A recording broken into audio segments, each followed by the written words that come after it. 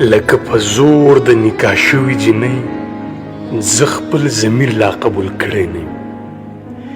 له تا نه شوې ستا د هرې خطا زما احساس ما ملامته ګڼي. وایم چې ما نه به خطا شوي یا به په ما کې کمزوري ډېره وه، ستا جدایۍ د ځان دښمن جوړ کړم او ما د لاس کرښې د لمبو تېرې کړې. ځکه قسمت د لاس تلي کې وي خو قسمت د لاسو په قابو کې نه وي. تا چېرته داسې څوک لیدلی دی چې درد ته په خپله بېوسۍ وناسي، د خوب نه خوف کوي او کټ له نیسي؟ راشه ما وګوره همداسې یم، راشه راشه ما وګوره همداسې یم او هر څه بخلی شم خو ځان نه شمه هر ګناه په خپله غاړه اخلم او ستا مرور تګ او زما دا خدای وهلی احساس خپلو لمحاتو لمانې ورکوي.